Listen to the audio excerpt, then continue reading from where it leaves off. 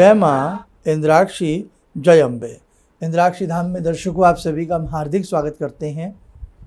आज के दिन जिन जातकों का जन्म दिवस है, मैरिज एनिवर्सरी है, उन सभी को हमारी तरफ से बहुत बहुत शुभकामनाएं।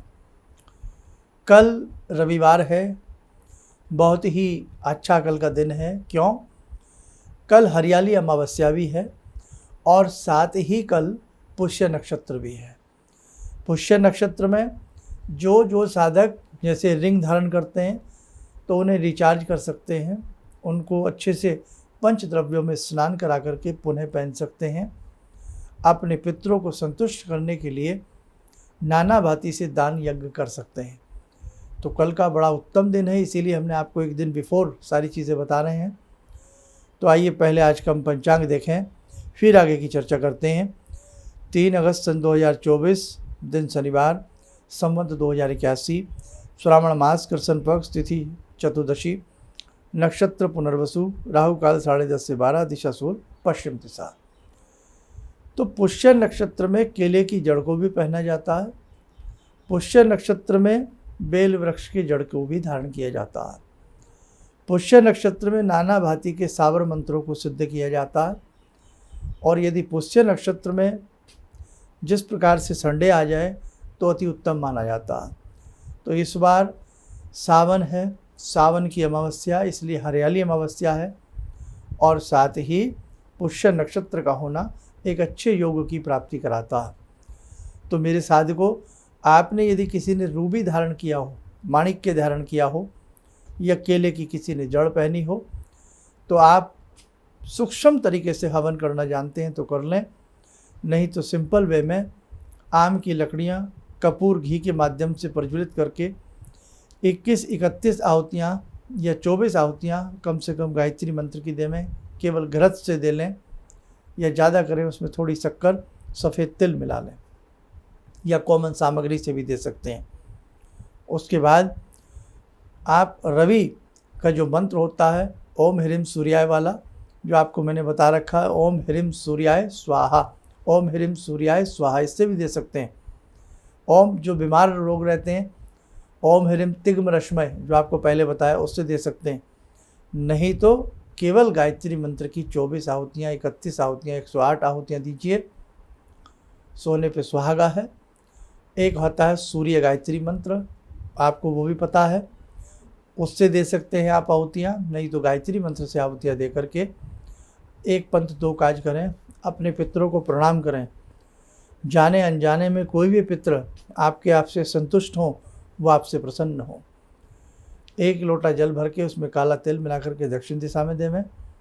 और जो अंगूठी आपने धारण की हो, ख़ास तौर से रूबी की, माणिक्य की, उसे आप गंगा जल से, दूध आदि से स्नान करा करके उस यज्ञ के धुएँ को ही उसके ऊपर थोड़ा सा लगा करके, जैसे वहाँ अग्नि जल रही है, थोड़ा सा ऊपर से ऐसे टच करा करके अंगूठी को प्रणाम करके पुनः जल से धो करके, शुद्ध जल से लाल रंग का तिलक लगा करके रिंग फिंगर में धारण करें, बड़ा अच्छा रहेगा अगर आपने की हुई है तो। नहीं तो तांबे की छल्ला हो, तांबे की अंगूठी हो, वो भी आप रिंग फिंगर में पहन सकते हैं। जिन लोगों को बुरे स्वप्न आते हैं, मन में घबराहट रहती है, मन में बलिष्ठता आएगी, आरोग्यता आएगी और आपको सूर्य की कृपा भी प्राप्त होगी। जो सूर्य की जड़ पहनना चाहते हैं, सूर्य के निमित्त जड़ धारण करना चाहते हैं, उसमें बेल के वृक्ष की जड़ पहनी जाती है। ये अंक हम हज़ारों बार बता चुके हैं। उसके लिए रविवार में या पुष्य नक्षत्र में कैसे जड़ी धारण करें, रवि पुष्य नक्षत्र में बेल की जड़ धारण करें और हमारा नाम डाल दें, तो हमारे सारे एपिसोड देख लें, उसमें सारी विधि विधान आपको पता लग जाएगी। ठीक है? और नहीं तो कल के दिन कुछ ना हो, तांबे का कोई कड़ा हो, तांबे का कोई छल्ला हो, छल्ला रिंग फिंगर में, तांबे का कड़ा सीधे हाथ में। तांबे की चैन भी पहन सकते हैं आप, गले में धारण कर सकते हैं। जो व्यक्ति घबरा जाते हैं, डर जाते हैं, शांति सी मन से छीनी रहती है, वीरता शरीर से मन से गायब हो जाती है, लाल धागा भी आप हाथ पे बांध सकते हैं। अगर तांबे के कोई धातु वगैरह आपको धारण नहीं करनी है तो गले में भी लाल धागा सिंपल पंचमुखी रुद्राक्ष के साथ पहन सकते हैं, बहुत अच्छा रहेगा। पितरों के निमित्त 1 लोटा जल उसमें थोड़ा मिष्ठान, काला तिल मिला करके दक्षिण दिशा में अपने पितरों के नाम से अर्पण करें। आपको बहुत संतुष्टि मिलेगी, आपके पितर भी संतुष्ट होंगे। कल के दिन कम से कम 5.25 किलो गुड़ ले लें, छोटा छोटा सा दरदरा उसे कूट लें, और 5-6 किलो ही आटे की छानस का, जिसे हम चोकर कहते हैं, वो ले लें। मिक्स करके मीठे लड्डू उस छानस वाले बना लें। संभव हो तो 51 या 108 लड्डू बनावें, और किसी भी मंदिर में जाकर के मानसिक रूप से गायत्री मंत्र जपते हुए आप गौशाला के मंदिर में जाकर के गौ माता को एक एक करके खिला दें। गौशाला में तो बहुत सारी गायें होती है, नहीं तो फिर जितने लड्डू मोटे मोटे बने आराम से बना लें, और कहीं भी गौशाला में जाकर के नंदी को, गाय को, बछड़ों को थोड़ा थोड़ा सबको खिलावें। आप देख लेना, आपके स्वयं के मन में एक अद्भुत शांति का वास आएगा, अनुपम शांति आपको महसूस होगी, और आपके पितृ तृप्त होंगे। गौ माता की कृपा आपके ऊपर बरसेगी, आपके कार्य सिद्ध होंगे, और नाना भांति से जो कुटिल ग्रहों की दृष्टि आपके ऊपर पड़ी होती है वो बेटा शांत हो जाएगी। गुड़ और चोकर मिश्रित लड्डू बनाने से मंगल प्रसन्न होते हैं, सूर्य प्रसन्न होते हैं। मंगल अगर सूर्य आपके बलवान है तो भी ज़िंदगी की बहुत सारी जंग बाजी आप जीत जाते हैं। तो कल के दिन ध्यान रखना, और बाकी अन्य बातें मैं कल के एपिसोड में सुबह 7 बजे हमारा अंक आता है, दोनों तीनों प्लेटफॉर्म पे आता है, फेसबुक पेज पे भी आता है और इस पे भी आता है। जो चैनल आप देख रहे हैं तो आता ही है। इंद्राक्षी धाम, जिन्हें मालूम ना हो, एक चैनल और है हमारा इंद्राक्षी धाम के नाम से। तो तीनों प्लेटफॉर्म पर हम एक सी चीज़ आपके लिए प्रसारित करते हैं। कोई साधक कहीं देखता है, कोई कहीं देख लेता है। तो कहने का भाव, कल का दिन बड़ा अच्छा है। कल अमावस्या बड़ी अच्छी है, श्रावण मास की अमावस्या है। जितना आपसे जो बन पड़े आप लोग उसे करने का प्रयास करना।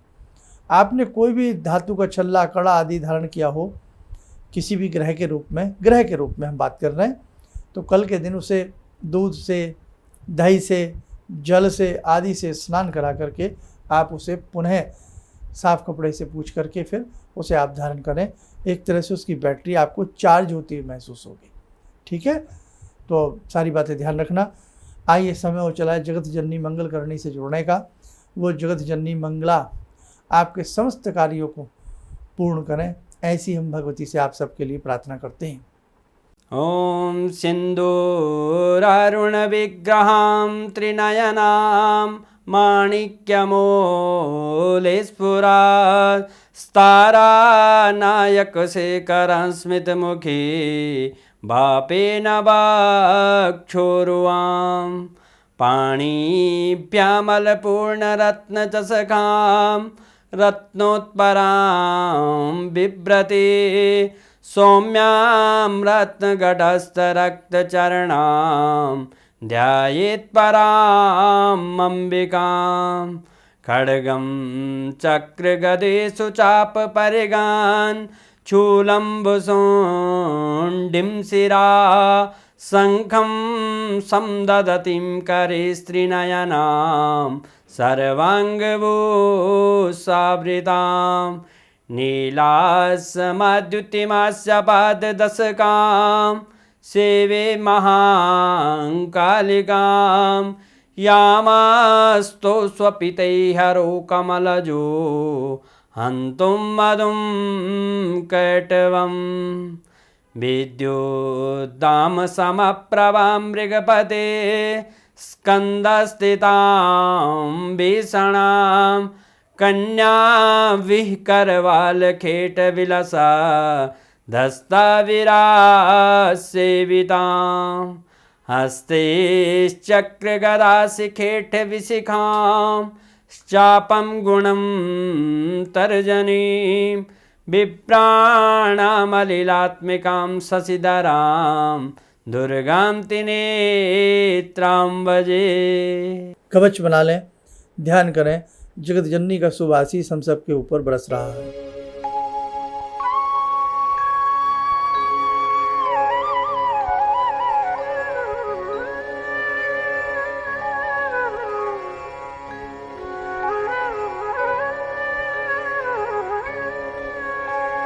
ओम बोलते हुए नेत्र खोलें, सामान्य हो जाएं। देखो साधकों, कल सुबह का अंक भी सुन लेना। और एक ख़ास बात और ध्यान रखें, आप सबके लिए हमने एक व्हाट्सएप ग्रुप बनाया है, तो आप हमारे व्हाट्सएप ग्रुप में शामिल हो जाइए।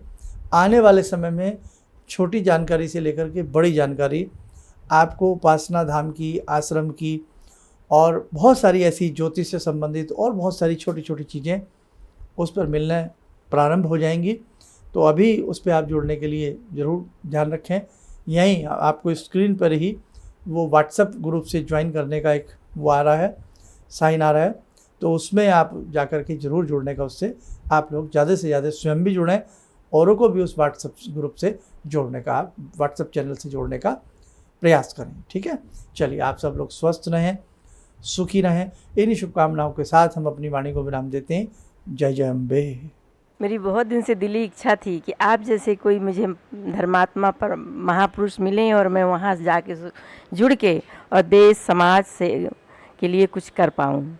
कई चीज़ें हैं समाज में, समाज सेवा में भी मन में वो शांति नहीं मिली, जैसे आप समझ सकते हैं कि बहुत सारी गड़बड़ियाँ भी रहती हैं। आज का अनुभव यही है कि मुझे आस लगता है कहीं सही रास्ता मिल गया है, सही मंजिल मिल गई है, जो मैं करना चाहती थी शायद अब मैं कर पाऊँगी। किसी भी समस्या के समाधान के लिए मिले प्रसिद्ध हस्तरेखा एवं वास्तु विशेषज्ञ प्रोफेसर धर्मेंद्र शर्मा जी से। नोट: शिविर में भाग लेने हेतु एवं व्यक्तिगत रूप से मिलने के लिए कॉल करने का समय सुबह 10 बजे से शाम 6 बजे तक।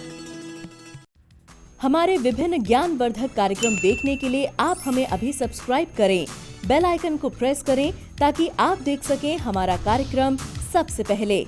और अधिक जानकारी के लिए फेसबुक पेज को लाइक करना न भूलें।